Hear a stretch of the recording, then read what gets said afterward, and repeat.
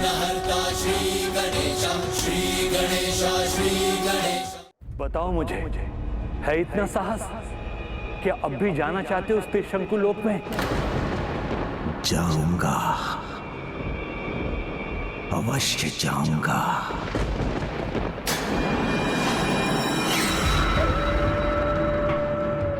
गुरुवर, किसी महान उपलब्धि के लिए इतना संकट लेना तो चलता है गुरुदेव। यदि यही तुम्हारा निर्णय है, यदि माता पराशक्ति श्री माता ललिता के अभयदान के स्थान पर उस अधर में भयंकर मृत्यु पाकर त्रिशंकु बनना स्वीकार है, लोक में भयंकर मृत्यु स्वीकार है, तो विलंब क्यों कर रहे हो?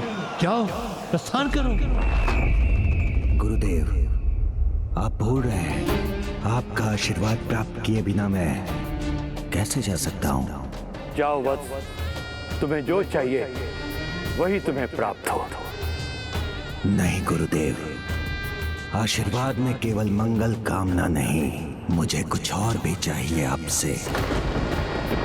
जब मैं अमरपुर से अनुपस्थित रहूंगा तो भोर में युद्ध का शंखनाद होगा और इन देवियों का ध्यान बटाने के लिए मेरी सेना युद्ध भी करेगी। किंतु अब मैं और योद्धाओं को नहीं खो सकता, इसलिए अधिक कुछ नहीं, मुझे मृत संजीवनी प्रदान कीजिए गुरुदेव, मुझे मृत संजीवनी प्रदान कीजिए गुरुदेव। किंतु मुझे ज्ञात है गुरुवर, अंधकासुर के युद्ध के उपरांत प्रभु महादेव ने आपके द्वारा मृत संजीवनी विद्या के प्रयोग का निषेध किया था, किंतु ये मुझसे छुपा नहीं कि उस विद्या से उत्पन्न सुरा का भंडार तो अभी भी आपके पास है, जिनसे मृत असुरों के शरीरों को नष्ट होने से पहले उन्हें जीवित किया जा सकता है। आप तो बस आशीर्वाद स्वरूप मुझे वो सुरा ही दे दीजिए।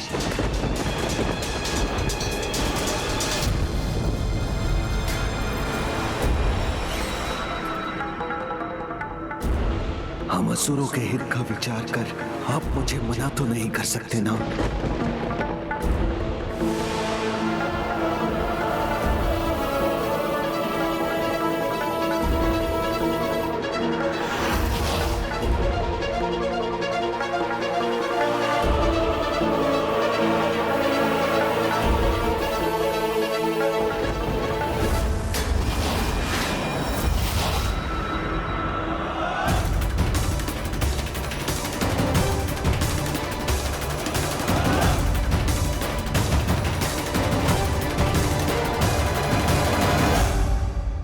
माता, यदि भंडासुर नहीं सुधरेगा तो अब उसके विनाश में विलंब क्यों? पुत्र गणेश, जिस प्रकार अध पके फल को वृक्ष से विलग करने से कोई लाभ नहीं होता, उसी प्रकार जब तक सभी बुराई एकत्रित न हो जाए, उसे पूर्ण रूप से नष्ट करने का प्रयास निरर्थक हो जाता है।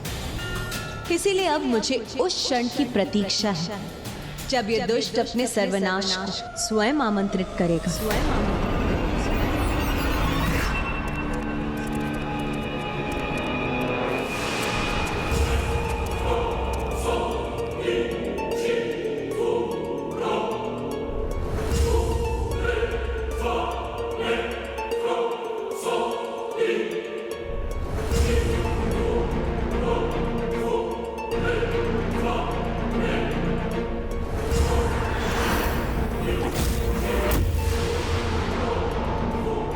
असुर महानायक ने ये कलश नीचे क्यों गिरा दिया?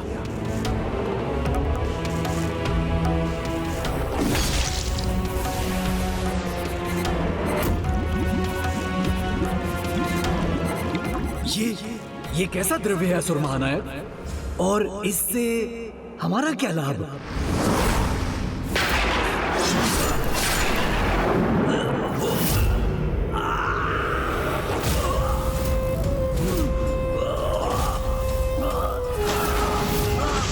इसका वध क्यों कर दिया असुर महानायक ने?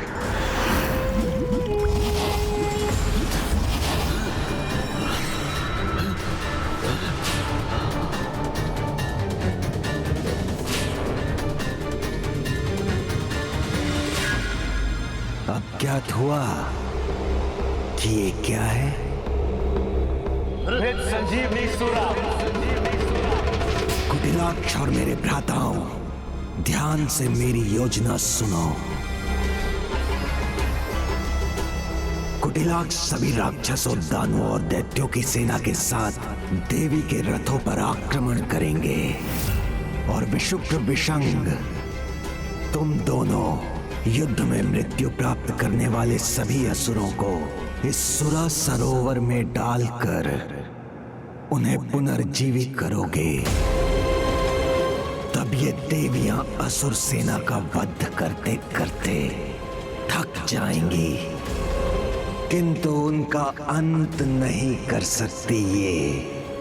और मैं अतिशीघ्र ही इन देवियों को पराजित करने के लिए महाअस्त्र के साथ लौटकर इन देवियों का विनाश करूंगा। अब देख क्या रहे हो? जाओ, मेरे आदेश का पालन करो।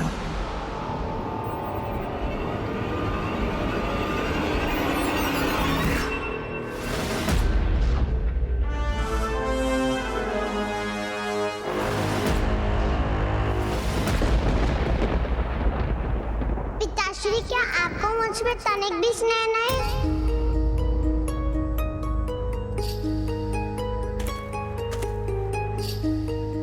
ऐसा मत कहो पुत्री। संपूर्ण सृष्टि में अगर किसी से निस्वार्थ स्नेह है तो वो तुम ही तो हो। नहीं, अब मुझे आप पर विश्वास नहीं होता, क्योंकि यदि आपको मुझसे स्नेह होता तो आप मेरा कहा अवश्य मानते। नहीं पुत्री, तुम पर तो मैं अपने प्राण भी न्यौछावर कर सकता हूँ। कहो, तुम जो कहोगी मैं वही करूँगा। तो अभी से क्षण रोक दीजिए ना इस युद्ध को। मैंने सुना है ये युद्ध मेरे सभी भ्राताओं का बलिदान ले चुका है, तो कहीं मैं भी? नहीं, तुम्हारा पिता तुम्हारा कोई अनिष्ट नहीं होने देगा। तो फिर पिताश्री आप हट क्यों कर रहे हैं? इस युद्ध को रोक क्यों नहीं रहे? चिंता मत करो पुत्री,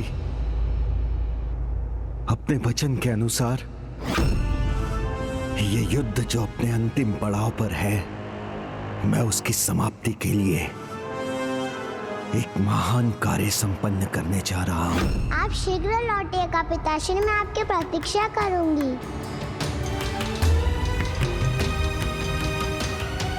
मैं भी यहाँ लौटने की प्रतीक्षा करूंगा पुत्री, और यहाँ आते ही अपने हृदय से लगा लूंगा तुम्हें।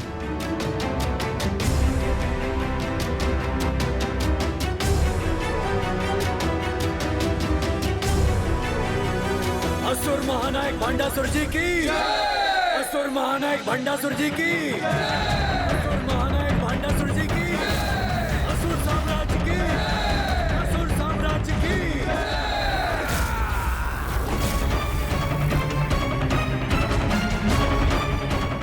युद्ध के लिए इतने उत्साहित हैं ये असुर कि इन्होंने सूर्योदय तक की प्रतीक्षा भी नहीं की। माता, इनका ये अति उत्साह किसी बहुत बड़े षड्यंत्र का संकेत है। अब उनकी कोई योजना, कोई षड्यंत्र कदापि सफल नहीं होंगे।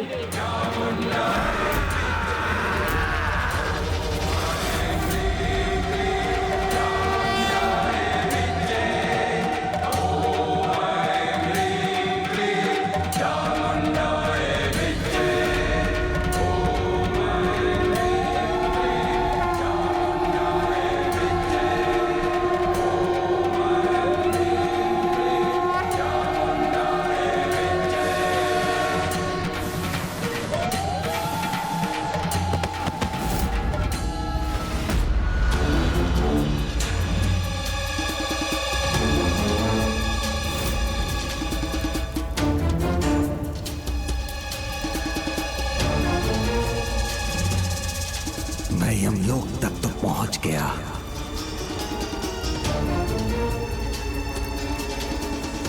वहां पहुंचकर ना कहीं रुकना और ना पीछे मुड़कर देखना। वहां पहुंचकर आज तक कोई वापस नहीं लौट सका। किसी भी संकट का सामना करूंगा मैं,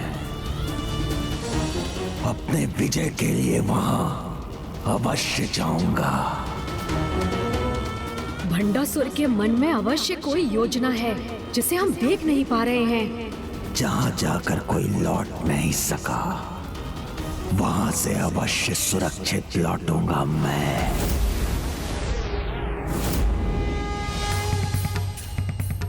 ये असुर तो इस प्रकार आगे बढ़ रहे हैं जैसे इन्हें मृत्यु का कोई भय ही नहीं। कहीं इस निर्भयता के पीछे भंडासुर का कोई षड्यंत्र तो नहीं?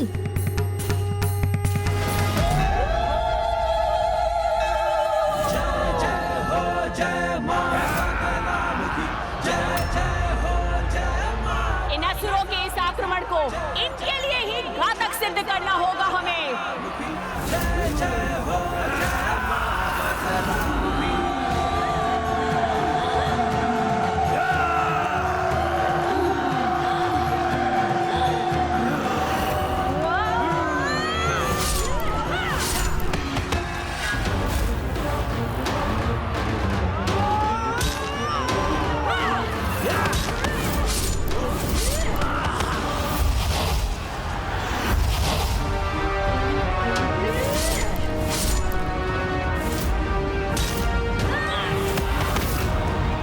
देवियों, तुम्हारे लिए घातक ये योद्धा नहीं, हमारी योजना होगी।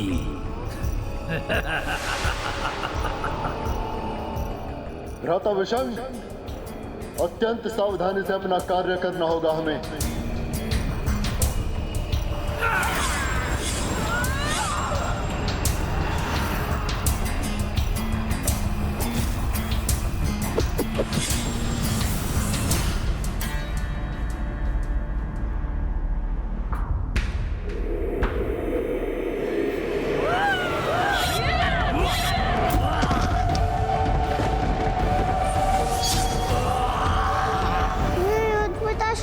समाप्त करेंगे। पिताश्री, आप शीघ्र लौटे हो ना, मैं बहुत भयभीत हो रही हूँ।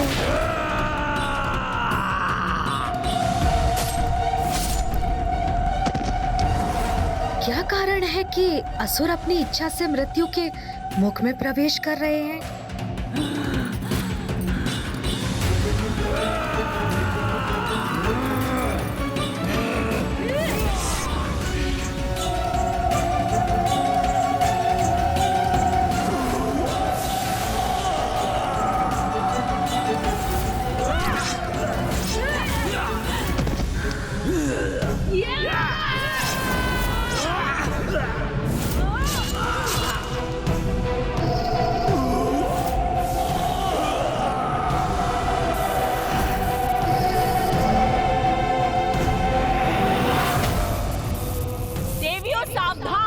ये मायावी फांस अवश्य भंडासुर द्वारा हमें आहत करने का प्रयास है।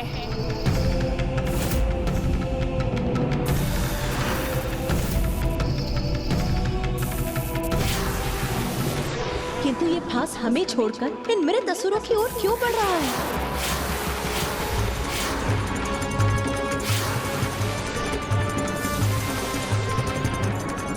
इन शवों को अमरपुर ले जाकर भंडासुर को भला क्या लाभ होगा?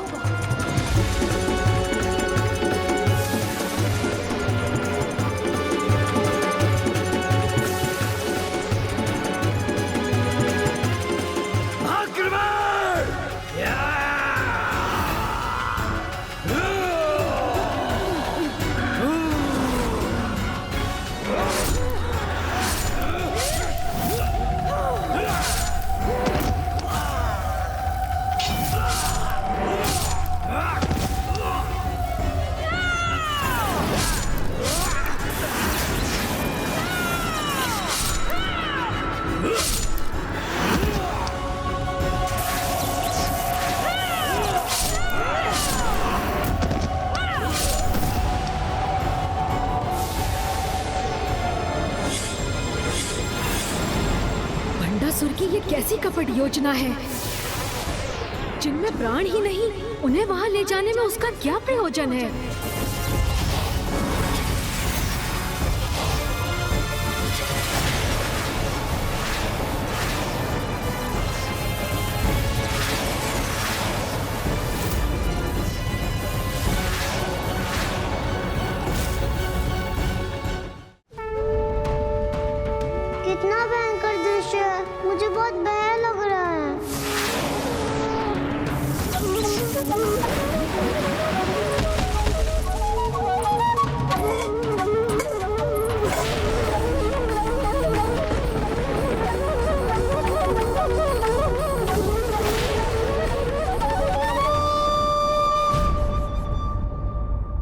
इन शवों का रहस्य तो तभी खुलेगा जब मुझे ये ज्ञात होगा कि ये शव अमरपुर में कहाँ जा रहे हैं। मुझे तुरंत इसका रहस्य ज्ञात करना होगा। ओम गणेशाय नमः। ओम गणेशाय नमः। ओम गणेशाय नमः। ये तो रश्मि प्रभा का स्वर है। संभवतः युद्ध की भव्यता को देखकर विचलित हो रही है। कोमल मन युद्ध की क्रूरता और कठोरता को भला कैसे सहन कर सकता है? ओम गणेशाय नमः। किंतु भंडासुर इसे ये सब क्यों देखने दे रहा है?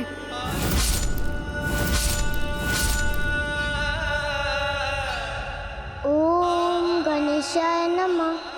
ये बालिका तो वहाँ अकेली है। इसके अन्य संबंधी युद्ध में व्यस्त हैं। किंतु जब उसकी पुत्री इतनी व्याकुल है तो इसका पिता इस अबोध बालिका के भय को शांत करने के लिए उसके निकट क्यों नहीं है?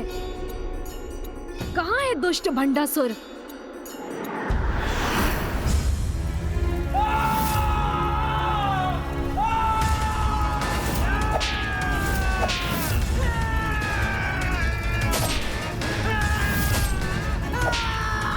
हर बाधा को मिटा दूंगा मैं, महाअस्त्र पाकर ही रहूंगा।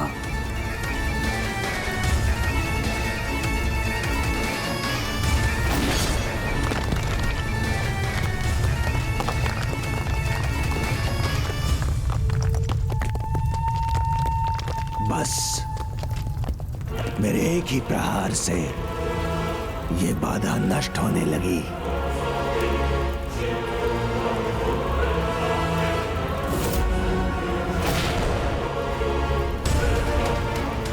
ये कैसी विचित्र घटना है?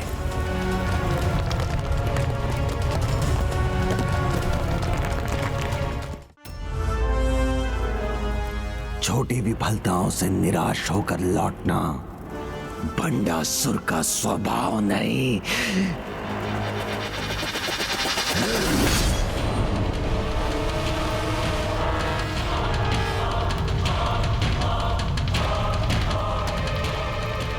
मार्ग कठिन है, किंतु तब भी मैं आगे बढ़ूंगा।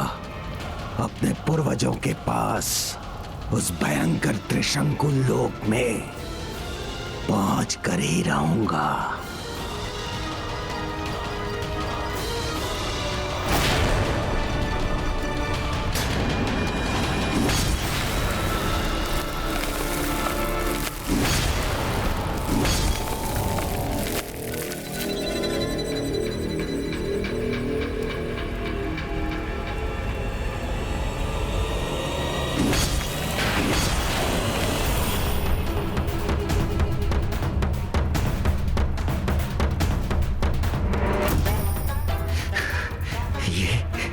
ये क्या हुआ?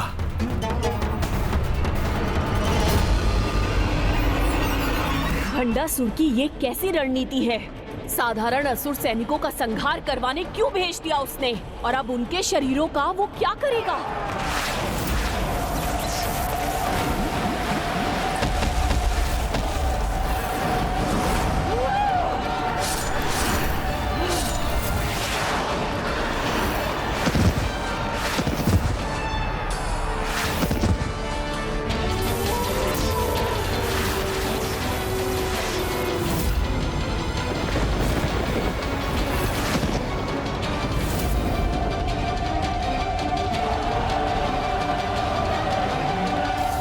भारी संख्या में असुरों का वध कर रहे हैं, फिर भी असुर सेना कम क्यों नहीं हो रही है?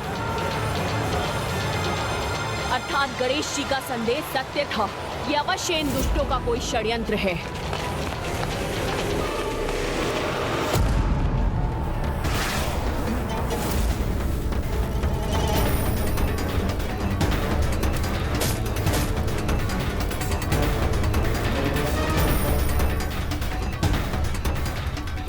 मेरे पास अधिक समय नहीं है। मुझे शीघ्र ही महाअस्त्र प्राप्त करना होगा और प्रभु गणेश जी कोई और रणनीति मेरी समझे उससे पहले मुझे वहां लौटना होगा।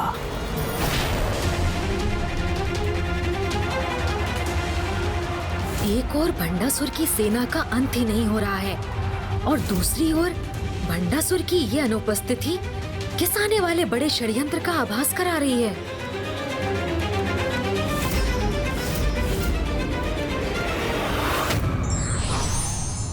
धर्म के मार्ग पर मिली छोटी सी उपलब्धि भी अधर्मी की बड़ी से बड़ी विजय को पराजय में परिवर्तित करने की क्षमता रखती है।